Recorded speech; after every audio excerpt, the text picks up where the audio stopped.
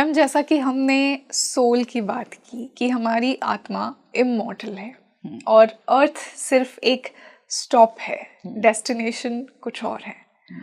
तो यहीं से मैं सोल की जर्नी समझना चाहूँगी, इनिशिएशन समझना चाहूँगी कि कैसे हमारी सोल डिसाइड करती है कि उसको एक लिविंग एक्सपीरियंस चाहिए और उसका फंडामेंटल नेचर क्या है सोल का।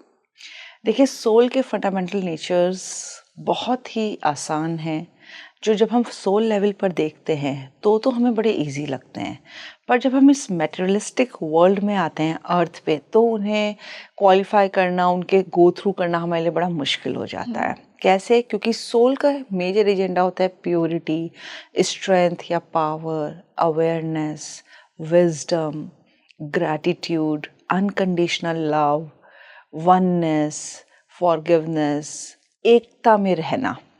ये सब सोल लेवल पे बहुत अच्छी लगती हैं बातें, पर जब हम इस मेटेरियलिस्टिक वर्ल्ड में आ जाते हैं और बहुत सारे लोगों के साथ होते हैं, क्योंकि उसमें अब अर्थ की भी एनर्जीज, वाइब्रेशंस आ जाती हैं कंडीशनिंग्स और बिलीव्स के रूप में, तो हमारे लिए ज़िंदगी जीना बहुत मुश्किल हो जाता है। पर जैसे कि आपने कहा कि एक्चुअली में सोल का एजेंडा होता क्या है। सोल का एजेंडा एक्सपीरियंसेस लेने का होता है। अब मैं आपको सही बताऊं रंगोली, ये कहना बहुत आसान है कि आपको सिर्फ एक्सपीरियंस लेना है, लेकिन उस एक्सपीरियंस में पेन होता है, सफरिंग होती है, लिमिटेशंस होते हैं और मन को मारना पड़ता है इन सब चीज़ों के साथ, क्योंकि आपकी कई बार इस कदर कॉर्ड्स लोगों के साथ जुड़ी हुई होती हैं कि आपके साथ आसान नहीं लगता आपको कि ज़िंदगी इतनी आसानी से बिताई जा सकती है। टाइज होते हैं, बहुत ज़्यादा टाइज हम लोग लेकर चलते हैं लोगों के साथ, जो चाहे ना चाहें जब आप इस प्लैनेट अर्थ में आते हैं तो उसके कुछ नॉर्म्स होते हैं जिसमें हम अटक ही जाते हैं। अब एक छोटे से बच्चे से कहिए ना, उसका तो सर्वाइवल उसकी मदर होगी ही। मदर को नहीं देखेगा वो बच्चा तो परेशान हो जाएगा ना, उसका दिल बैठने लगेगा ना। फिर थोड़ा बड़ा होगा तो उसे पापा की ज़रूरत होगी, तो टाइज तो उसकी अपने आप बंधेगी ही बंधेंगी। अब जैसे कि अब हम सोल जर्नी पर आए कि हम फिर अर्थ पर आते क्यों हैं, एक्सपीरियंस लेने के लिए, पर हमें उसकी ज़रूरत पड़ती ही क्यों है। तो बहुत छोटी सी यहाँ पे मैं आपको स्टार्ट करती हूँ। सोल है, हायर डायमेंशंस में है, ज़मीन से ऊपर कॉन्शियसनेस है, प्योर कॉन्शियसनेस है। अब लोग मुझसे कहते हैं ये कॉन्शियसनेस होती कहाँ है, मैं बताऊँ, है सब कुछ आपके अंदर ही। मेडिटेटिव स्टेट में जब आप जाते हैं ना, तो आपको नज़र सब कुछ आता है। मुझे भी ऐसे ही आया था, मैं अपने पार्टिसिपेंट्स या क्लाइंट्स को भी ऐसे ही नज़र करवाती हूँ। तो बाहर कुछ नहीं है, कहते हैं ना सब कुछ आपके अंदर, स्वर्ग नरक आपके अंदर है, सारे कुछ कस्में वादे आपके अंदर है, जो आप सोच रहे हो और जो बना रहे हो इस रियलिटी में सब कुछ है आपके अंदर ही। अब आप उसे कितना कल्टिवेट करके कितना बढ़ा देते हो वो आपके हाथ में है। देवी देवता भी हो सकते हैं, देवी देवता भी हो सकते हैं इसमें हमारे एंसेस्टर्स भी आते हैं कि जिन्हें चिंता होती है। मैं बहुत छोटा सा एग्जांपल यहाँ आपको बताती हूँ। बहुत छोटे ग्राम एरिया में, गांव में कुल देवी होती है, आती है ना। कुल देवी भी, उसे अगर हम एनलार्जमेंट में बोलें, इंग्लिश में बोलें, तो वो एंसेस्टर्स ही हो गए। कुल देवी आपके पूरे कुल की वो देवी जो यहाँ से रहकर जा चुकी है, हायर रिल्म में जाके उसने ट्रेनिंग ली है, स्पिरिट गाइड बनी है वो, कि अब मैं अपनी इस पूरी श्रृंखला की, पूरी अपनी से लिनेज की रक्षा करूंगी। और वो लोगों में आती है और उनके बेटरमेंट के लिए, अपलिफ्टमेंट के लिए उनको मैसेजेस देती हैं, वो क्लैरिटी देती हैं। और आप देखो, अगर आप सुनोगे उनके मैसेजेस तो ह्यूमैनिटी के लिए, घर वालों के लिए बड़े अच्छे होते हैं, और पूरा गांव जब उन पे चलता है तो उनको बेनिफिट होता है। अगर आपको दिखाऊं, मैं राजस्थान गई, बहुत साल पहले की बात है, करीब हो गए होंगे इस बात को 10 साल। वहाँ पे मैं जैसलमेर गई, तो ऐसे एक टैक्सी ड्राइवर के साथ मैं सैंड ड्यून्स देखने चली गई। तो वहाँ पे हम खड़े थे, तो बोला, मैंने कहा यहाँ पे सांप बिच्छू नहीं आते हैं, अजगर वगैरह? यहाँ पे तो अस्पताल भी मुझे कोई नहीं दिख रहा, जैसलमेर से थोड़ा दूर था। तो कहते नहीं मैडम, हमें तो उसकी ज़रूरत ही नहीं पड़ती। मैंने कहा कैसे? सांप वाप डसले तो फर्स्ट एड तो तुम मेडिकली दी जाती है। कहते मैडम आप कहाँ शहरों वाली बातें कर रहे हो, हमारी तो ना यहाँ पे 20 साल पुराना तरबूज का पानी रखा जाता है, वो पिला देते हैं, कैसा भी सांप ने काटा हो या बिच्छू ने काटा हो वो आदमी ठीक हो जाता है। मैं कहा तुम्हें ये बात किसने बताई? कहते कुल देवी आती है हमारे एक को, उसने हमें ये उपाय बताया। आप आज भी देखो तो सारी नेचुरोपैथी, आयुर्वेदा, हमें मिली कहाँ से? हमारे स्पिरिट गाइड्स के थ्रू। कभी अगर आपको मैसेजेस आ जाते हैं, कोई बोल के चला जाता है या कुछ होता है, तो वो आपके स्पिरिट गाइड्स आपको गाइड कर रहे हैं। वो स्पिरिट गाइड्स आपके एंसेस्टर्स के रूप में भी होते हैं। तो मैम स्पिरिट गाइड से कनेक्शन कैसे स्ट्रॉन्ग कर सकते हैं? देखो, इसके बहुत तरीके होते हैं। आप जितना ज़्यादा, मैं यहाँ पे ना थोड़ा सा इसको इलाबोरेट करती हूँ। एक सोल जब आती है ना ह्यूमन बॉडी में, तो वो कुछ एजेंडाज लेकर आती है, जो हायर रिल्म में हम उसे आकाशिक रिकॉर्ड्स कहते हैं।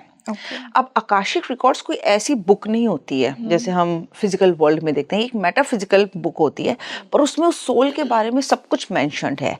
अब अगर उस सोल ने 50,000 जन्म भी लिए हैं ना, तो वो उन रिकॉर्ड्स में मेंशन्ड है। और जैसे कि मैं एक आकाशिक रिकॉर्ड रीडर हूँ, मैं वो सब कुछ पढ़ सकती हूँ। होता क्या उनमें, क्या लिखा होता है? उसमें उसने जितनी लाइफ लीड कर रखी है सब कुछ लिखा होता है। मैंने अपने क्लाइंट्स को दिखाई हैं वो लाइफ्स, जिन्होंने मुझसे ये कोर्सेज किए हैं। 6 महीने का मेरा ये कोर्स है, उसमें मैं उन्हें दिखाती हूँ और वो अपने आप को एक्नॉलेज करते हैं कि हाँ, हम पानी भी थे, हम रॉक्स भी थे, हम क्रिस्टल्स भी थे, हम हर तरह का पेड़ पौधा भी थे, हम जानवर भी थे, रेप्टाइल भी थे, उड़ने वाले भी थे। लोगों ने अपने आप को डायनासोर तक देखा है, लोगों ने अपने आप को दूसरे प्लैनेट से भी देखा है, दूसरे डायमेंशन से भी देखा है। तो 84 लाख योनियां हम लोगों के लिए, जैसे हिंदुओं में कहते हैं ना, जी कर आए हो, ये बात जब मैंने अपना देखा था तो बिल्कुल सच है। आप कितनी पास्ट लाइफ जी कर आए हो, क्योंकि सोल हर चीज में इवोल्यूशन के लिए यहाँ आई है प्लैनेट अर्थ पे। मैम, इस इवोल्यूशन, इस एक्सपीरियंस की ज़रूरत क्या है? क्योंकि सोल तो अपने आप में होल है, तो ये एक्सपीरियंस हमें चेंज क्यों करता है, कैसे इवॉल्व करता है, ये मुझे कभी क्लियर नहीं हुआ है। मैं आपको बताऊं ये कैसे इवॉल्व करता है आपको। देखो, यहाँ पर हम क्यों आते हैं, बिग बैंग थ्योरी हुई यूनिवर्स में। हाँ। अगर आपने यूनिवर्स का भी थोड़ा सा देखा हो तो हाँ, यूनिवर्स बिल्कुल। कंटिन्यूसली एक्सपैंड होता जा रहा है। बहुत सारे यूनिवर्सेस, मल्टीवर्सेस हैं, कॉस्मोस है, मिल्की गैलेक्सीज हैं। अब ये सारा एक्चुअल में बना तो फन के लिए था, लेकिन जब फन के लिए था, भाई आओ एंजॉय करो। और अभी भी मैं आपको एक बात बताऊँ, मैंने इसमें बहुत सारी, मेरा 15 साल का एक्सपीरियंस है पास्ट लाइफ रिग्रेशन कराने का, और मैंने बहुत सारी बॉडीज़ को उन लाइफ्स में रिग्रेस कराया जो इस प्लैनेट की नहीं थी, जिसे हम स्टार सीड भी बोलते हैं, दूसरे गैलेक्सीज की हैं, दूसरे प्लैनेट से आई हैं, और वहाँ पे बहुत एडवांस्ड वे में रह रहे हैं वो लोग। अच्छा। जो लाइट बीइंग्स जिसे हम बोलते हैं, उनकी एक अलग दुनिया है, सब है। मैंने जब एक लेडी को ये रिग्रेस करवाया ना, तो वो एक ऐसे प्लैनेट पर गई जहाँ पे बहुत एडवांस था सब कुछ, और वो दूर से देख रही है कि एक इतना छोटा सा कोई प्लैनेट है ब्लू कलर का, मतलब अर्थ को देख रही है, और उसको ये हो रहा है कि हमारा तो सब कुछ ग्रीन और गोल्डन है, इनका ब्लू कैसे है। और उसकी मदर कह रही है, देखो जाना नहीं है तुम्हें वहाँ पे, तुम यहीं रहो, दूसरी चीज़ों को ना देखना नहीं है तुम्हें। ऑफ कोर्स वहाँ की लैंग्वेज दूसरी थी, जो उसने मुझे बताया कि हम अपनी लैंग्वेज में बात कर रहे हैं, पर मेरी मदर मुझे मना कर रही है कहीं और जाने के लिए। पर जैसे कि बच्चों को आदत होती है कि माँ बाप की नहीं सुननी है, तो वो आई और फिर यहाँ के कर्मा में अटक गई। तो मुझे पता चला कि हर प्लैनेट का अपने अलग लॉज होते हैं, अलग कर्म होता है, अलग वाइब्रेशंस होती हैं। अर्थ की थोड़ी लोअर पे हैं, क्योंकि जब मैंने उससे पूछा कि तुम अगर इतनी दूर थी, तुमने देख कैसे लिया, कहते हमारी आईसाइट बहुत स्ट्रांग होती थी, हम दूर से भी देख लेते थे। मैंने कहा तो ट्रैवल कैसे कर लिया तुमने? कहते हम तो लाइट बीइंग्स थे ना, बड़ी जल्दी से ट्रैवल कर लेते थे, हमें टाइम भी नहीं लगता था। लेकिन वो यहाँ आई और यहाँ के कार्मिक सिचुएशंस में वो फंस गई, फिर रीइंकार्नेशन पे रीइंकार्नेशन पे रीइंकार्नेशन पे। अब ये सारी चीज़ें मेंशन कहाँ होती हैं? आपके आकाशिक रिकॉर्ड्स में। जब हम पढ़ते हैं या मैं अपने क्लाइंट्स को दिखवाती हूँ तो उन्हें वहाँ से सब पता चलता है। तो अगर आपको रिलेशनशिप में इशू है और आपको समझ नहीं आ रहा है ये हो क्या रहा है मेरे साथ, बार बार मुझे मिसट्रस्ट हो रहा है, या बैक स्टैबिंग हो रही है, या मुझे धोखे ही मिलते जा रहे हैं, या मनी लॉस हो रहा है, मैं अच्छा खासा कमा रहा हूँ लेकिन मुझे तो पैसा ही नहीं बचता है, या मेरी हेल्थ ख़राब रहती है हर वक्त, मैं तो दवाइयाँ भी खा रहा हूँ फिर भी एक बीमारी ठीक होती है तो दूसरी आ जाती है, फिर तीसरी आ जाती है, या घर में कलह झगड़े ही ख़त्म नहीं होते। तो हम उसमें आपकी पास्ट लाइफ्स जाके देखते हैं, हम आपकी सोल एजेंडा देखते हैं, सोल पर्पस देखते हैं कि सोल क्या सीखने आई है यहाँ पे। सोल एक्सपीरियंसेस गेन करने आती है, एक्सपीरियंस सीखने आती है, यहाँ पे लेने के लिए आती है एक्सपीरियंस। अब अगर किसी की रिलेशनशिप जम ही नहीं रही है, एक से टूटा, दूसरे से टूटा, तीसरे से टूटा, आप भी जानते हो रंगोली, आजकल 3-3 डिवोर्स भी हो जाते हैं, शादियां फिर भी नहीं टिकती हैं। तो हम कई बार ना बड़े इजीली कह देते हैं marriages are made in heaven, then why we are living in the hell? Marriages are hell. कहते हैं ना हम, this I'm living in a hell marriage, but then we also say that marriages are made in heaven. हम ऐसा क्यों बोलते हैं? क्योंकि एक्चुअली में डिसाइड हम वहीं से करके आए हैं सब कुछ, और ये सब इनक्रिप्टेड होता है हमारे अंदर। तो कई बार हमारी चॉइसेस हो गई, एक्शंस हो गए, जब हम ये लगता है ना ये अचानक से हमारे हाथ से हो गया, हम करना नहीं चाह रहे थे पर अचानक से हमारे हाथ से हो गया, समझ नहीं आया कैसे हो गया, बुद्धि भ्रष्ट हो गई, क्या हो गया। पर ये क्योंकि आप लिखवा कर आए थे बहुत मेजर चीज ये होना है, तो इसलिए वो हालात बन गए जो बहुत ज्यादा स्ट्रांग होता है। तो आकाशिक रिकॉर्ड्स में ना रंगोली हमें सब कुछ पता चल जाता है। हम अपने स्पिरिट गाइड्स के साथ बैठकर उसको पढ़ते हैं, उसका फिर सारा निकालते हैं, फिर हम उसका रिजोल्यूशन भी पूछते हैं कि हम इसे कैसे ठीक कर सकते हैं।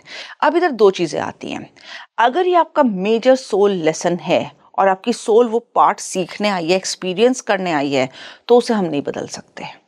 पर अगर वो एक्सपीरियंस पूरा हो चुका है आपके एक्शंस के थ्रू, आपके डीड्स के थ्रू, आपके थॉट्स के थ्रू, तो आप वो चेंज कर सकते हो। कई लोगों के में आपने सुना होगा कि उनकी पूरी कुंडली गलत साबित हो गई, उन्होंने अपने एक्शन से बहुत हायर कॉन्फिडेंस लेवल से सब कुछ चेंज कर लिया। This is absolutely possible. ऐसी एक आपके सामने मैं बैठी हूँ, मेरे चार्ट्स में कहीं ये नहीं था कि मैं इस तरह का काम करूँगी या मैं कभी अर्निंग वुमेन बन सकती हूँ, मैं अपनी स्टैंड पर आ सकती हूँ। मेरे चार्ट्स में ऐसा कुछ भी नहीं था। With my actions, with my deeds, अपने एक्शंस के थ्रू, डीड्स के थ्रू, अपने थॉट प्रोसेस के थ्रू, रिस्पॉन्ड करने के तरीके से मैंने ये सब चेंज किया है। अब देखो दो चीज़ें होती हैं। आज आप मुझसे बात कर रही हैं रंगोली, मेरे पास दो तरीके हैं आपसे बात करने के, एक तो रिएक्शन से, एक रिस्पॉन्स से। रिएक्शन क्या होता है? आपने प्यार से बात करी, मैंने प्यार से बात करी, आपने गुस्से से बात करी, मैंने गुस्से से बात करी, उसी एनर्जी फ्लो में आके हम रिएक्ट करते हैं। रिस्पॉन्ड होता है चाहे आप मुझसे जितनी गुस्से में बात करें, जिस भी एनर्जी लेवल में बात करें, मैं अपनी अवेयरनेस के साथ अपने प्रेजेंस में रहकर आपसे रिस्पॉन्ड करूंगी, मतलब पीस में, कामनेस के through. That is the respond. Respond करने के तरीके से ना आप बहुत सिचुएशंस चेंज कर सकते हो। बिल्कुल राइट। और लोगों को इन दोनों के बीच में डिफरेंस नहीं समझ डिफरेंस समझ लोग रिएक्ट करते हैं। अब आप रिएक्ट एंड रिस्पॉन्ड कैसे करते हो, मैं आपको इसका भी तरीका बताती हूँ। आई एम श्योर हमारे बहुत सारे व्यूअर्स को नहीं पता होगा ये चीज़। जब एक सोल एक बॉडी में आती है ना, तो वो स्प्लिट हो जाती है, जिसे हम स्प्लिट सोल भी बोलते हैं। दो पार्ट्स हो गए। अब ये जो पार्ट है ये सब में होता है, एक पार्ट, दो पार्ट। एक होता है हायर सेल्फ का पार्ट, एक होता है हमारा नेचुरल जो अब इस बीइंग में आ गया है, अर्थ से रिलेटेड पार्ट। ये जो हायर सेल्फ का पार्ट होता है इसे हम कहते हैं गॉड पार्टिकल, हमारा अच्छा वाला पार्ट जो सब कुछ वो बताता है हमको, जो भगवान के रास्ते पे, नेचर के रास्ते पे, मैं यहाँ रिलीजन की बात नहीं कर रही हूँ, नेचर के रास्ते पे चलना, स्पिरिचुअलिटी के दिव्य तत्व जिसे हम बोलते हैं कि यूनिवर्स ने जो लॉज बना रखे हैं उसके हिसाब से चलना, प्योरिटी होती है। ये वाला पार्ट सब में होता है, oneness, purity, strength, power, awareness, gratitude, unconditional love, ये सब में होता है। विद टाइम क्योंकि हम उन्हें सिखाते हैं ये अच्छा नहीं है, ये छोटा है तुमसे, ये बड़ा है, हम ज़्यादा पैसे वाले हैं, हम ज़्यादा बड़े ओहदे पे हैं, तो ऐसे लोगों से बातचीत मत करो, कैसे हमारी सोसाइटी हमको सिखाती है। तो ये तो हमारा बड़ा होता जाता है और ये हमारा छोटा होता जाता है। पर अभी इसमें भी एक ट्विस्ट है। जब भी आप कोई ऐसा काम करते हो जो दूसरों को हर्ट करेगा, या आप अपनी पावर दिखाना चाहते हो, आप कंट्रोल लेना चाहते हो, या आप एक्सट्रीमली एंगर में हो, या कुछ इस तरह का है कि आप against the law of nature चल रहे हो, जो आपने एक दिव्य शक्ति बोली, उसके अगेंस्ट आप जा रहे हो, तो ये पार्ट आपको थोड़ा सा बताएगा जरूर ये ठीक नहीं है। अब ये ईगो का पार्ट इसको हटा देगा, क्योंकि ईगो ये ज़्यादा बढ़ गया, ये बताएगा जरूर ये ठीक नहीं है, पर ये इसको नाकार करके वो एक्शन कर देगा। यहाँ से कर्मा बिल्डिंग हो जाती है। मतलब ये तत्व उसको ओवरपावर कर देता है, ये ओवरपावर कर लेता है। अब कुछ लोगों में आपने देखा होगा, अब ये ऑरा में भी आ जाता है। exactly. फिर ये वाला पार्ट, तभी आपको कुछ लोगों का ना ऑरा बड़ा लो वाइब्रेशंस का, कि इनके पास बैठ के थोड़ा सा मुझे अच्छा नहीं लग रहा है या नेगेटिव फील हो रहा है, ये इस पार्ट से आता है। कईयों का बड़ा अच्छा हो रहा होता है, पॉजिटिव होता है, आपका दिल करता है उनसे बात करने का, वो यहाँ से आता है। इसे आप अपनी इच्छा से बढ़ा सकते हो, जैसे कि आजकल स्पिरिचुअलिटी का इतना आप लोग समझने लगे हैं, लोग इसको बढ़ा लेते हैं। कैसे? मेडिटेशन के थ्रू, अपने अंदर इंट्रोस्पेक्शन करके, अपने बिलीव्स और कंडीशनिंग पे काम करके, अपने ऊपर काम करके इसको बढ़ा लेते हैं और इसको निकाल देते हैं। मैम अब इसी से मैं हमारी सोल जर्नी की 2 एस्पेक्ट्स में बात करना चाहूँगी। एक, जब हमारी सोल इस अर्थली रेल्म में आने से पहले क्या एक्सपीरियंस होता है उसका, मतलब कैसे सोल डिसाइड करती है कि उसे यहाँ पर आना है, और फिर हम समझेंगे कि आफ्टर लाइफ में क्या होता है जब यहाँ पे जर्नी कंप्लीट हो जाती है, डेथ के बाद क्या होता है। सो अगर आप देखो तो ये ना इंटर रिलेटेड है दोनों टॉपिक्स, जो क्वेश्चंस आपने मुझसे पूछे हैं कि डेथ के बाद क्या होता है या सोल कैसे डिसाइड करती है यहाँ आने के लिए। रंगोली आप हैं, मैं वर्षा हूँ, हैं दोनों के बॉडीज हैं, अंदर सोल है, पर क्यों आपने ही स्पेसिफिकली अपनी मदर चूज करी, वो फैमिली चूज करी, मैंने क्यों वो ही फैमिली चूज करी, वो ही पेरेंट्स चूज किए, क्योंकि मेरा उनके साथ और आपका उनके साथ एक कार्मिक कॉन्ट्रैक्ट था। लेकिन फ्रेश कर्मा भी तो होगा ना। 100% फ्रेश कर्मा होता जब है। कोई भी कर्म ना हो, किसी के साथ कोई टाई ना हो, हाँ, तब वो सोल किन्हें चूज करती है? तब वो अपनी जो इवोल्यूशन होता है उसके बेसिस पे चूज करती है कि कहाँ मुझे सबसे ज्यादा सीखने को मिलेगा और कैसे मेरी सोल ग्रो करेगी। इसलिए कहते हैं रंगोली कि किसी की बद्दुआ मत लो, किसी का दिल इतना मत दुखाओ कि उसमें से हाय निकले, क्योंकि ना फिर वो हाय ना भगवान आपको देता है। और ये मैंने इतने केसेस में देखा है ना रंगोली, मैं जब पास्ट लाइफ रिग्रेशन कराती हूँ या आकाशिक रिकॉर्ड्स करवाती हूँ, कि उसमें आता है कि ना ये बड़े बूढ़े ना हमारी एक बात सच बोलते थे कि ऊपर वाले की लाठी में ना आवाज़ नहीं होती, पर जब पड़ती है ना तो आदमी खड़ा नहीं रह पाता। मैम जैसा कि आपने कहा कि भगवान बदला लेता है, क्या ये थोड़ा ईगो बेस्ड नहीं है कि किसी ने मुझे हर्ट किया तो मेरा भगवान उससे बदला लेगा? मुझे ऐसा लगता है कि भगवान शायद किसी से बदला नहीं लेता, God is too great for revenge. तो ये हमारे अंदर का ईगो नहीं है जो ऐसे सोचता है कि इस इंसान ने मुझे हर्ट किया तो मेरा भगवान इससे बदला लेगा? नहीं, मैं आपको बता दूं, भगवान का मतलब है कॉन्शियसनेस, यूनिवर्स के लॉज। मैंने भगवान को किसी रिलीजन से आकर नहीं, लेकिन एक हायर रिल्म के, हायर डायमेंशन की जो कॉन्शियसनेस, यूनिवर्स के जो लॉज होते हैं, अब उस सिस्टर ने बड़े मन से, बड़े प्यार से उसके लिए किया, उसमें कोई जेलस फैक्टर नहीं था, जबकि उसके तो बड़ी छोटे से घर में शादी हुई थी, पर क्योंकि उस बड़ी बहन ने बड़े दुख उठाए थे उस शादी में, तो उसने पूरा ध्यान रखे कि मेरी सिस्टर को ऐसे परेशानी ना हो, तो बड़ा अच्छा लड़का देखा, घर देखा, एक कहते हैं ना अपने हिसाब से ज़्यादा अच्छी उसकी शादी करी, सब कुछ किया, एक्शंस आ गए, डीड्स आ गए, थॉट्स आ गए, ये सब कॉन्शियसनेस का एक पार्ट है। फिर वो कॉन्शियसनेस बदला नहीं लेती, एक्चुअली में कॉन्शियसनेस का तरीका होता है कि तुमने जो किया उसमें तुमने जेलस की एनर्जीज अगर डाली हैं तो फिर वो यूनिवर्सल लॉ के अगेंस्ट है, वो फिर आपको रीपे करना होता है, जिसे हम कार्मिक बैगेज बोलते हैं। अब वो पास्ट लाइफ से आता है, मैं ये नहीं कह रही नहीं आता है, जो वो बिटिया लेकर आई थी एपिलेप्सी के रूप में या सर्जरीज के रूप में, और पेरेंट्स का भी एक उसके साथ वाव था कि भाई ये बच्चा इतना बीमार रहेगा तो मैं इस पे ज़्यादा ध्यान दूंगी, सब करूंगी, हाँ मैं मानती हूँ ये सब था, लेकिन आगे आप उसको कैसे प्रोलॉन्ग करते हो वो आपका एक्शन बनाता है। ये चीज़ वो लड़की क्या कर सकती थी, अपनी बहन को ग्रेटिट्यूड पे करती, उसके साथ अच्छे रिलेशंस रखती, उसे डाउन ना फील कराती, अपनी बहुत ज़्यादा सुपीरियॉरिटी में ना आती। ये ईगो आ गया ना, प्राइड, ये जो कंडीशनिंग का पार्ट मैंने आपसे कहा था वो पार्ट आ गया ना, कि वो अपनी मदर को समझा सकती थी कि ठीक है अगर ये छोटे घर में भी हुई है शादी तो है तो तुम्हारी लड़की।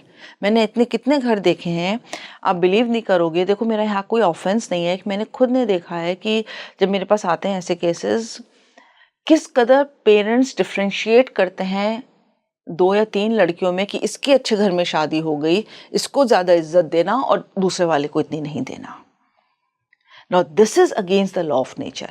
हम माँ को कहाँ रखते हैं, हम बहुत हाई पेडेस्ट्रियन पे पेरेंट्स को रखते हैं, उनसे भेदभाव शायद एक छोटा बच्चा नहीं बर्दाश्त कर पाता। अगर वो कार्मिक भी है, कर्मा भी आप ना अपनी चॉइसेस से, एक्शन से चेंज कर सकते हो। जैसे मैंने आपसे क्या कहा कि मेरे रिकॉर्ड्स में कहीं भी ये सब नहीं लिखा था। मैं आपको बताऊं रंगोली, मेरी तो कोई प्रोफेशनल एजुकेशन भी नहीं थी, मैंने सिर्फ कुरुक्षेत्र यूनिवर्सिटी से ग्रेजुएशन कर रखा है, राइट। ऐसी कोई बहुत हाई प्रोफाइल मेरी एजुकेशन नहीं थी कि कहीं मुझे जॉब मिले। All of a sudden one fine morning, मैं पता नहीं इस लाइन में कैसे आ गई, मुझे खुद नहीं पता। आप बहुत चीज़ें अपने बात करने से, जब आप कम्युनिकेट करते हो ना भगवान से, वो स्पेस सिर्फ आपकी होती है। मैं यहाँ किसी रिलीजन को नहीं ला रही, भगवान से मेरा मतलब है हायर कॉन्शियसनेस, यूनिवर्स से। एक लेमैन को क्या पता होता है? मुझे तो सिर्फ शिव जी पता है, भगवान पता है, शायद मुझे भी यही पता थे। और मैं उनसे पूछती थी कि मुझे इस जन्म का तो कुछ पता नहीं है, पिछले जन्म में क्या किया मुझे कुछ पता नहीं है, तू ही देख ले, मेरी तो बड़ी तबीयत ख़राब रहती है। मैं एक डिसफंक्शनल फैमिली में पैदा हुई, मुझे हेल्थ इश्यूज़ मेजर होने लगे थे, बहुत छोटी एज में मुझे मेजर हेल्थ इश्यूज़ थे, फिनेंसेस मेरे ज़ीरो थे बिल्कुल। आई वॉज, मतलब ये झूठ नहीं होगा कहना कि I was hand to mouth, right. कुछ एजुकेशन तो थी नहीं कि मैं कैसे करूँगी, बच्चे पल ही नहीं रहे थे, इतना ज़्यादा मुझे मेंटल स्ट्रेस आप बोल सकते हो, परेशानी थी। लेकिन आप जिस तरह से रेस्पॉन्ड करते हो उस सिचुएशन में, वो बहुत मैटर करता है। Exactly. वो एक्चुअली में आपकी सारी की सारी बहुत स्ट्रांगली बदल देता है चीज़ों को। ये मैंने आज तक करीब 50-60 हज़ार आकाशिक रिकॉर्ड्स में पढ़ चुकी हूँ, और मैंने लोगों के में देखा है कि किस कदर उनको प्रॉब्लम्स आती हैं खुद अपने कर्मा से, कार्मिक बैगेज, कार्मिक कॉन्ट्रैक्ट से। बहुत स्ट्रांगली मैं आपको यहाँ पे एक बात बताना चाहती हूँ, हमारी सोल का एजेंडा ना, एक मैंने जो इतनी सारी बातें बताई उसमें एक वननेस बताई है। अगर आप अपनी ईगो में, प्राइड में, पावर में दूसरे को कंट्रोल करते हो ना, या दूसरे को छी वाली नज़र से देखते हो, वो कहीं ना कहीं आकाशिक रिकॉर्ड्स में ना हायर रियल में नोट डाउन होता है, और वो आपको रीपे करना पड़ता है। चाहे आप इस लाइफ में करोगे चाहे नेक्स्ट लाइफ में करोगे, पर आप वो रीपे ज़रूर करोगे। मतलब हमारे थॉट्स, हमारे इंटेंशंस, हमारे एक्शंस सब, जैसा कि आपने बोला, बहुत मैटर करता है। जो मैंने हायर सेल्फ नहीं बोली, ये चीज़ें बहुत मैटर करती है। और ये चीज़, एक एक चीज़ आप बिलीव नहीं करोगे, आकाशिक रिकॉर्ड्स में वो थॉट्स, फीलिंग्स, इमोशंस भी जो होते हैं ना, वो तक मेंशन होता है। मैंने लोगों को बताया कि तुम्हारे जो एंसेस्टर्स जी के गए, कई बार आपने पितृदोष नाम सुना होगा। हाँ, बिल्कुल सुना होगा ना, हिंदुओं में तो बहुत ही ज़्यादा चलता है।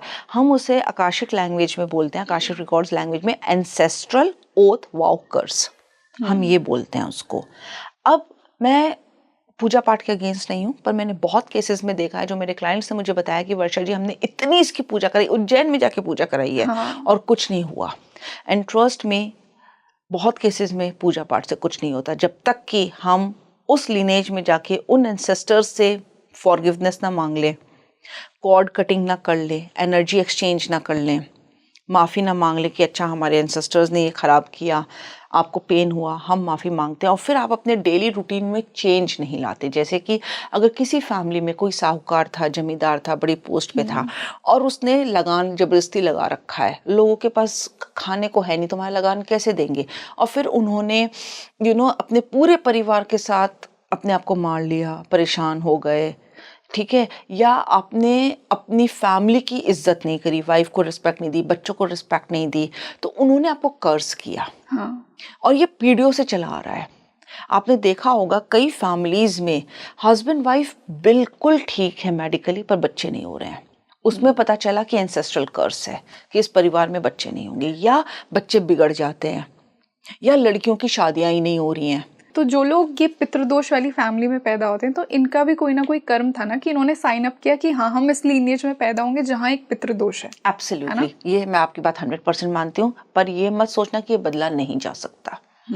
मैंने ये ठीक कर रखा है। मैम, इसी से ये पॉइंट भी आता है कि बोलते हैं ना कि अगर एक स्पिरिचुअली इवॉल्व्ड सोल ने एक लीनिएज में जन्म लिया है, तो वो अपने पितरों को शांति दिला सकती है, पितृदोष को हटा सकती है। तो वो सोल कैसे कर सकती है? अगर कोई स्पिरिचुअल इंसान है एक नॉन स्पिरिचुअल फैमिली में, तो वो ये कैसे कर सकता है? आपने देखा होगा ऐसे लोग ना, बहुत ज्यादा ब्लेसिंग्स आपने नहीं देखी, एनर्जी होती है, पर आप जानते हो ब्लेसिंग्स, आप यहाँ बैठे हो, आपकी फैमिली है, पेरेंट्स की ब्लेसिंग्स भी आपको लग रही होंगी। कई बार आपने महसूस किया होगा कि आपके बिगड़ते काम बन गए, कोई ब्लेसिंग तो आ रही है ना। ये चीजें ना हम देख नहीं सकते रंगोली, पर ये होती हैं।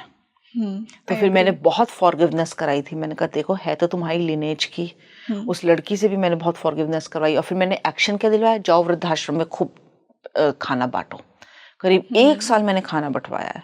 मैं कहता सोल से माफी मांगो और खाना बांटो, आशीर्वाद मिलेगा। क्योंकि जो कर्म वहाँ पूरा नहीं किया, वो सेम फॉर्म में कहीं और कराओ है। बहुत सारी चैरिटी कराई हॉस्पिटल्स में उनके हस्बैंड से, जिन दवाई के रूप में, जो दवाई नहीं खरीद सकते थे, जाओ उनको दवाई खरीदवाओ और दो। तो वो जो कर्स है, ब्लेसिंग्स भी मिल रही हैं, और फिर आप फॉरगिवनेस भी ले रहे हो कितना उनसे। इंटेंस कर्म हो जाता है ना ये। आप छोटी छोटी चीज देखो, हम लोग ना कई बार देखो, इसमें ऐसी कोई बात नहीं है, तो हाईली रिकमेंडेड है कि ये अपने दोनों बच्चे और पति को लेके बिल्कुल अलग हो जाए। एंड मैंने उसे एज इट इज एस्केलेट कर दिया। मैं कहा मैम ऐसे ऐसे आ रहा है आपके मायके वालों के लिए। तो उसने मुझे ऐसी ऐसी आई ओपनिंग बातें बताई कि मैंने कहा आप रो तो रहे हो कि आपका किसी से रिलेशन नहीं रहा, पर आपको लगता है कि आपको ऐसे लोगों से रखना भी चाहिए। कभी कभी कुछ चीज़ें हमारी भलाई के लिए होती है, कभी कभी आपकी ना चीज़ों के लिए भलाई के लिए होती है। फिर जब मैंने और अपने असिस्टेंट मास्टर्स यूथ से उसके लिए पूछा तो उन्होंने बताया इससे बोलो क्लाउड किचन शुरू करे, खाना अच्छा बनाती है। देखो पढ़ाई लिखाई से हॉबी का कोई लेना देना नहीं होता। कई लोग बड़ा टेस्टी खाना बनाते हैं, और आजकल आप सोसाइटीज़ में रहते हो, कितने बैचलर्स रहते हैं, जॉब करने वाले रहते हैं, सबको घर के खाने की ज़रूरत होती है। उसने टिफ़िन, ये बात करके मुझसे टिफ़िन सर्विस स्टार्ट कर दी अपने, आज रीजनेबली अच्छे से कमा रही है, डिसेंट अमाउंट। तो ठीक है मैम, अब हमने सोल की जर्नी समझी कि जब वो अर्ली रेल्म में आती है तो उससे पहले वो कैसे डिसाइड करती है। अब हम आफ्टर डेथ की बात करते हैं। इंस्टेंटली जब कोई इंसान यहाँ से चला जाता है तो इंस्टेंटली क्या होता है? हमने बहुत सारी चीज़ें सुनी है, सोल रिव्यू होता है, हमारे गाइड्स हमारे साथ डिसाइड करते हैं कि क्या हमने अच्छे कर्म किए, क्या बुरे कर्म किए, उसके बेसिस पे हम वापस आएंगे या नहीं आएंगे। तो मैं दो चीज़ें यहाँ पे जानना चाहूँगी कि एक तो इंस्टेंटली डेथ के बाद क्या होता है, और फिर हम कैसे डिसाइड करते हैं कि अब हमें एक हायर रेल्म में जाना है या वापस यहीं आना है। सो जब डेथ होती है ना तो सोल फिजिकल पेन से निकल जाती है। दो जैसे बॉडी लाई कर रही है, सोल ऊपर है और सारे अपने प्रियजनों को देख रही है कि सब रो रहे हैं। फिजिकल पेन तो खत्म हो जाता है, पर वो इमोशनल पेन रहता है और पोर्टल भी खुल जाता है जाने के लिए। पर फिर उसे चॉइस दी जाती है कि ठीक है 13 दिन रुक जाओ और जितना भी अपना गुबार है निकाल लो।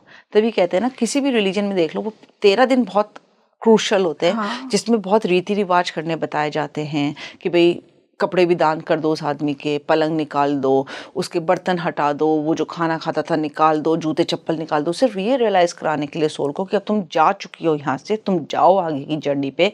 ठीक है थोड़ा हमें दुख हो रहा है, हम रो रहे हैं, सब कुछ है, पर उसके बाद हम संभल जाएंगे, तुम भी अपने आगे की रास्ता देखो। अब जब डेथ हो रही होती है तो आदमी के लिए ना वो साइन, वो क्षण बड़ा पेनफुल होता है, क्योंकि आगे की जर्नी वो अननोन होती है उसके लिए एज अ फिजिकल बीइंग।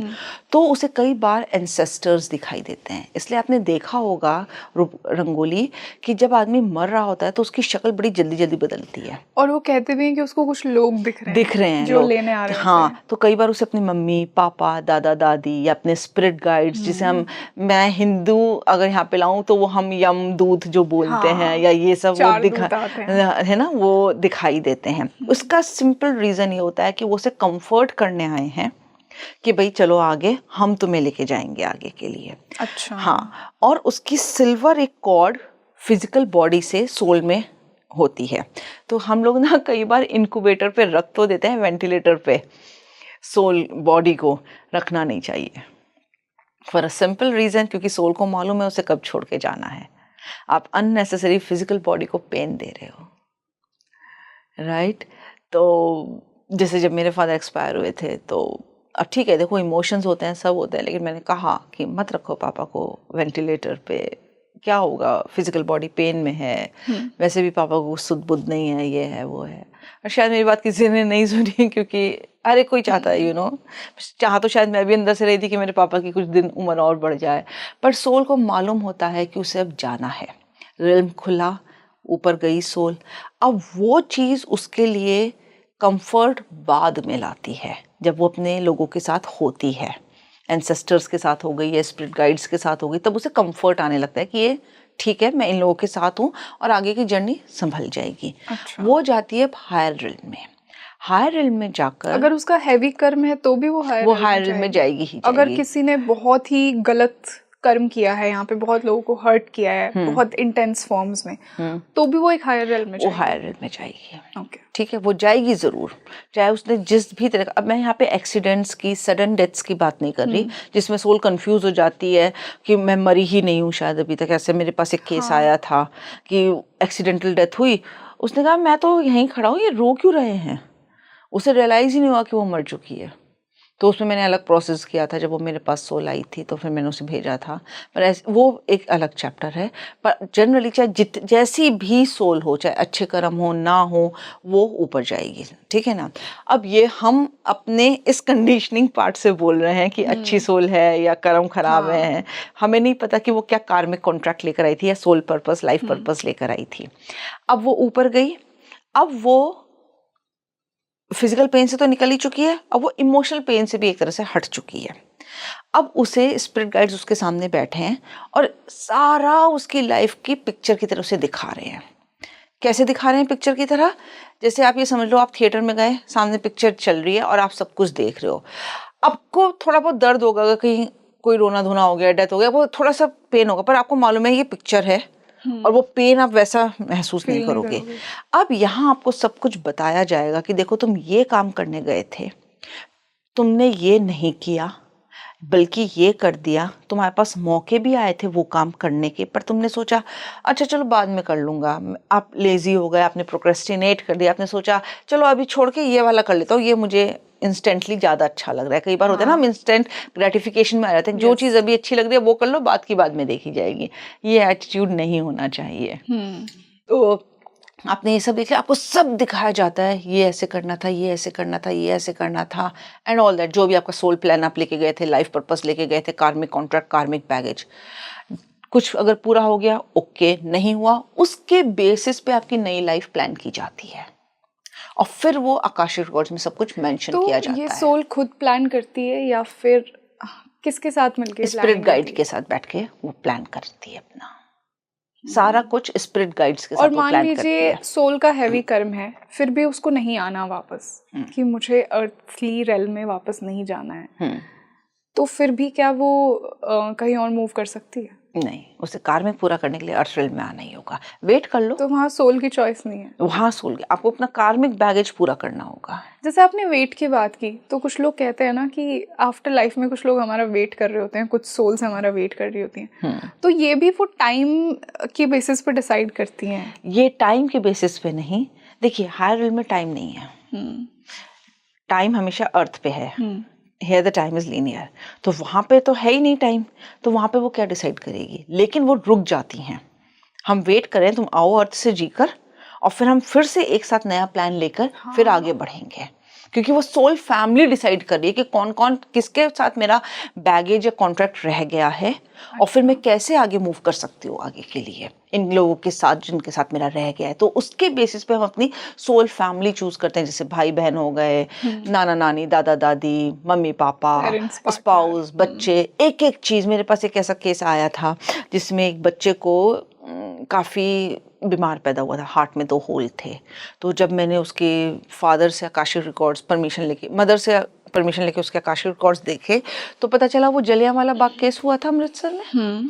वहाँ पे भगदड़ हो गई थी, 17-18 साल के बच्चे को हार्ट में 2 गोलियां लग गई थी, गिरा, लोग स्टॉप करके भागे तो पीछे उसके बर्थ मार्क्स भी थे कमर पे। राइट, वो लाइफ मेरे सामने उसकी आई, और वो एक सरदार फैमिली से था। जब भगदड़ में वो बच्चा तो मर गया, उसके फादर भी थे, और वो अपने बच्चे को ऐसे हाथ में उठाए सब जगह घूम रहे हैं, मतलब कि मेरे बच्चे को बचा लो, पर कर्फ्यू लग गया था, मारामारी हो गई थी, सब जगह बंद थे।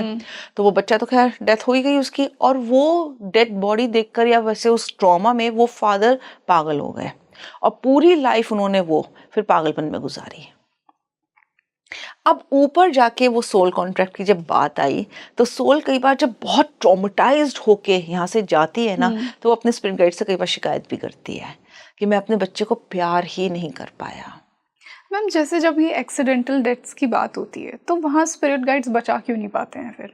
क्योंकि ये तो एक्सीडेंटल है, सोल का कर्मा भी रह गया, बहुत सारे लोगों के साथ कर्मा था उसका, तो वो भी अधूरा रह गया। क्या ये पॉसिबल है? ये पॉसिबल है, आपका अधूरा रह जाता है कर्मा, आपको एक्सीडेंटल डेथ्स हो जाती हैं। स्पिरिट गाइड्स आपकी फ्री विल के बीच में नहीं आती हैं। तो फिर जब भगदड़ हुई, एक्सीडेंटल हुआ, बहुत सारा मॉब था ना, उसमें हो गया ये। जब तक कि बहुत ही स्ट्रॉन्ग आपका कोई लाइफ पर्पस ना हो कि नहीं ये चाहे कुछ भी हो जाए पूरा होगा ही होगा। ऐसा मैं आपको एक केस बताती हूँ जिसमें इतना स्ट्रॉन्ग लाइफ कर्मा था उस बच्चे का कि उसी के घर में उसकी फादर उसको खूब मारते थे, और उसके चाचा चाची उस बच्चे को खूब मारते थे, और मदर कभी नहीं बोल पाई। जनरली क्या होता है, मदर बचा लेती है, सब कर लेती है, बहुत बड़ी जॉइंट फैमिली में वो बच्चा था, हर एक कोई उसको मतलब प्रताड़ित करना नहीं होता है, कुछ ना कुछ बोल देना, खराब मार देना, आते जाते थप्पड़ मार दिया ये वो, और वो बच्चा रोता है, सब कुछ है, ना तो माँ उसे चुप करा पाती थी और ना उसकी साइड ले पाती थी, ना उसको कभी प्यार कर पाती थी। अब जब मैंने ऐसे बच्चे का वो जब मेरे पास बड़ा होकर आया और मैंने उसके कार्मिक रिकॉर्ड्स ओपन किया, आकाशिक रिकॉर्ड्स और सब कुछ देखा, तो साफ आया कि बहुत स्ट्रॉन्ग ये कर्मा लेकर आया था और उसे इन सबके साथ ये पूरा करना था, इसलिए बीच में कोई आ ही नहीं पाया। जब तक इतना स्ट्रॉन्ग ना होना तब तक स्पिरिट गाइड्स या कोई और आपको बीच में आके नहीं बचा सकता। उस केस में जो मैं सरदार वाली फैमिली बता रही हूँ, इसकी जलियांवाला बाग की, वो जब सोल ऊपर गई तब वो बहुत ट्रॉमेटाइज थी कि मेरे साथ ऐसा ऐसा हुआ। तब वो ये प्लान लेकर आई कि मुझे वो ही बच्चा दो, वो ही सोल दो और मैं उसे खूब प्यार करना चाहती हूँ। तो जब वो मदर आई मेरे पास तो मैं उसके रिकॉर्ड्स पढ़ रही हूँ, तो मैंने कहा कि आपके तो 3 बच्चे हैं लेकिन आपकी जान इसी में बसती है, और ये तो हार्ट में होल लेके पैदा हुआ था, होते ही आपने इसकी सर्जरी कराई और आप इसे गोदी में ही लिए बैठी रहती थी और इसे बहुत प्यार करना सब कुछ। कहते हैं हाँ मैडम, मैं तो हमेशा बोलती हूँ कि मेरे जीते जी तुझे कुछ नहीं होना चाहिए और शायद मेरे मरने के बाद भी मेरा एक पार्ट यहाँ रह जाएगा तेरी देख रेख करने के लिए, मैं इससे अपने आप को अलग ही नहीं कर पाती हूँ। तो ये सब कार्मिक टाइज था, मेजर कार्मिक टाइज। और ये कई बार हम भूल जाते हैं, हम सोचते हैं कि सब कुछ हम कर रहे हैं पर चलाने वाला ना हम कठपुतली होते हैं, कई बार वो होता है। पर इन सब के बीच में भी मैं आपको एक बात बताऊं, जब ये सोल प्लान भी लिखा जा रहा होता है, लाइफ पर्पस भी लिखा जा रहा होता है, आपकी लाइफ प्लान डिसाइड हो रही होती है, सोल फैमिली सब कुछ, अगर डेस्टाइन भी आप कहते हो ना, आपको एक फ्री विल दी जाती है कि फ्री विल से आप चेंज कर लेते हो। तो तभी कहते हैं ना कुछ लोग बहुत सक्सेसफुल हो गए जिनकी डेस्टाइन नहीं था जो चीज़। कैसे? क्योंकि उन्होंने अपनी विल पावर चूज करी, विल पावर से, फ्री विल से उन्होंने चेंज कर दिया सब कुछ। लेकिन चेंज कैसे करते हैं? वही हायर सेल्फ के कनेक्शन में आके, फॉरगिवनेस से। एक बात मैं आपको बताती हूँ, जो लोग सोचते होंगे कि ये पॉसिबल ही नहीं है, अगर आप सच्चे मन से फॉरगिव कर दो ना तो आपका कर्मा खत्म हो जाता है। इसीलिए बोलते हैं ना कि फॉरगिवनेस ब्रेक कर देती है सभी टाइज, सब चीज़ों को। ये चीज़ मैंने बहुत लोगों के साथ देखी, बहुत आकाशिक रिकॉर्ड्स में मैंने ये चीज़ पढ़ी। देखो पहले मैं भी ना एक क्लेमैन की तरह बात करती थी, ये तो हो ही नहीं सकता जी ऐसा। अब भाई हमें भी नहीं था, ग्रजेस रहते हैं ना, हम सोचते हैं ऐसा तो हो ही नहीं सकते, जब तक कि खुद मेरा ऐसे सामना नहीं हुआ। मैंने देखा नहीं भैया, फॉरगिवनेस में तो बड़ी ताकत होती है, फॉरगिवनेस तो सब कुछ बदल सकती है, फ्री कर देती है आपको, दूसरे वाले को भी फ्री कर देती है। नहीं तो नफरत की, जेलसी की, जजमेंट्स की ना कॉर्ड्स अटैच रहती हैं दुश्मनी की, हमें लगता है अटैच नहीं है, बहुत ज़्यादा अटैच रहती हैं। और वो आप कैसे ब्रेक कर सकते हो? सिर्फ और सिर्फ सच्चे मन से फॉरगिवनेस मांग के या दे के।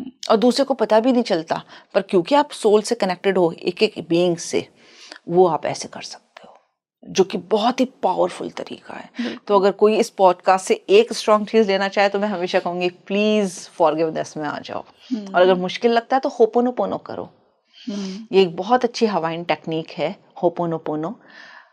I love you, please forgive me, thank you, I am sorry, please forgive me, thank you, I love you. ये 4 सेंटेंस हैं, बोलो। और मेरे कल रात ही मेरी क्लाइंट के फ़ोन आया कि मैडम आपने ये बोला था, मुझे अंदर से ना इतना रोना आता था स्टार्टिंग में तो कि मैं बोल नहीं पाती थी, पर कंटिन्यूसली 6-7 महीने मैंने किया और अब मैं ईज में आ गई हूँ, पर मैंने करना नहीं छोड़ा। Wow, so thank you so much ma'am इतने इंटरेस्टिंग और इंसाइटफुल पॉडकास्ट के लिए। आज के पॉडकास्ट में हमने सोल जर्नी को जाना। यहाँ आने से पहले हमारी सोल कैसे डिसाइड करती है कि उसे क्या क्या चूज़ करना है, कौन कौन चूज़ करना है, क्या एक्सपीरियंसेस लेने हैं, क्या सीखना है, आफ्टर डेथ क्या होता है, ये सब हमने आज के पॉडकास्ट में जाना और सोल टाइज को समझा, कार्मिक पैटर्न्स को समझा, आकाशिक रिकॉर्ड्स के बारे में बात की। तो आपको आज का ये पॉडकास्ट कैसा लगा? आपके खुद के क्या एक्सपीरियंसेस हैं इन्हीं टॉपिक्स को लेकर? मुझे कमेंट सेक्शन में ज़रूर बताइए और मिलते हैं जल्द ही एक और बेहतरीन पॉडकास्ट के साथ। मैं हूँ आपके साथ रंगोली शर्मा। नमस्ते।